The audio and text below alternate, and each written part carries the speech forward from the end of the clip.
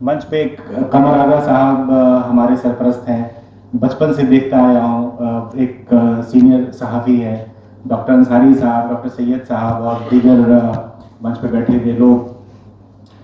Doctor कलाम के बारे में किसी के को समझना जानना बहुत आसान है, लेकिन डॉक्टर कलाम बनना उतना ही मुश्किल है। और ख़ास तौर से जबकि वो एक केरल के छोटे से गांव से निकल के एक मछुआरे का बेटा, जिसके वालिद साहब एक मस्जिद में इमाम हो और वो भारत का राष्ट्रपति बनता हो, एक हिंदुस्तान का बड़ा साइंटिस्ट बनता हो, वो सफर तय करना एक बहुत मुश्किल तरीन काम है। लेकिन हमें समझना होगा कि डॉक्टर कलाम को क्या हम सिर्फ इस वजह से जानते हैं कि वो साइंटिस्ट हैं, या इस वजह से जानते हैं कि वो राष्ट्रपति हैं, या कुछ और वजह रही हैं। डॉक्टर कलाम को इसलिए जाना जाता है कि वो एक बड़ी सोच के मालिक थे, एक उदारवादी सोच के मालिक थे।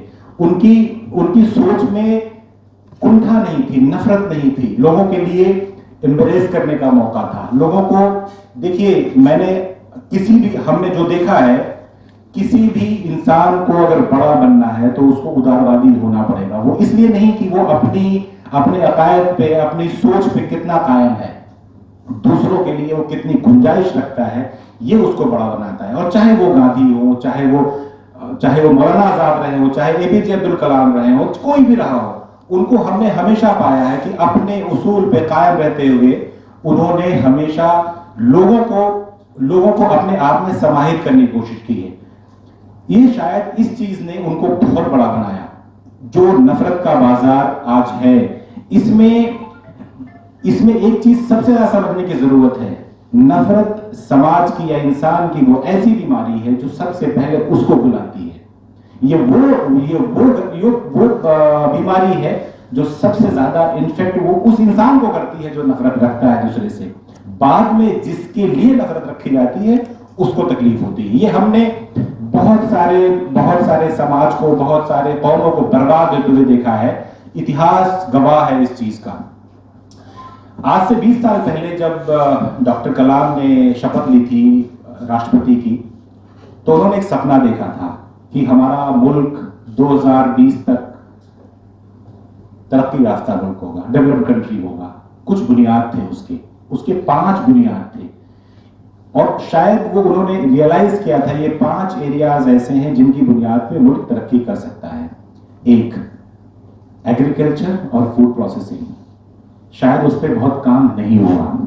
नंबर 2, हेल्थ केयर एजुकेशन, उस पर काम नहीं हुआ।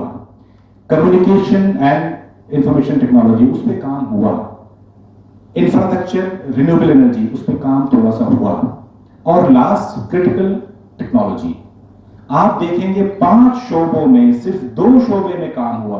और आज मुल्क की जो तरक्की रही है, जिन लोगों ने महसूस किया है, जाहिर है कि आज जिसको हम मिलेनियल कहते हैं, वो शायद उन्होंने देखा है कि अभी उन्होंने दुनिया देखी है, लेकिन कमर आगा साहब और सबने देखा है कि हिंदुस्तान ने किस तरह धीरे धीरे करके और बहुत तेजी से तरक्की की 90s के बाद। उसमें इन 2 सेक्टर का बड़ा रोल रहा है। अगर डॉक्टर कलाम ने एक हमें विजन दिया था, एक मुल्क को एक ढर्रे पे एक सही प्रोग्रेसिव अप्रोच के साथ आगे बढ़ने के लिए एक मिशन दिया था, क्या हमने वो अचीव किया? नहीं किया। और इसकी वजह से शायद आज हम जो हमारा 2020 का टारगेट था, जो प्रेसिडेंट कलाम साहब ने दिया था, हम उसको हासिल नहीं कर पाए। और यही कमियां रही हैं। आज देखा जाए प्राइमरी एजुकेशन हमारा, वो उस हिसाब से हम लोग तरक्की नहीं कर पाए। आज हम चाहे वो हेल्थ केयर और एजुकेशन में, प्राइमरी एजुकेशन बहुत सफल रही है। डॉक्टर कलाम का टारगेट था कि हम 1 लाख स्टूडेंट से मिलेंगे। वो बच्चों से जाके मिलते थे, उनकी बातों को समझते थे, और शायद इसी वजह से उनको पीपल्स प्रेसिडेंट कहा गया। बहुत बहुत शुक्रिया।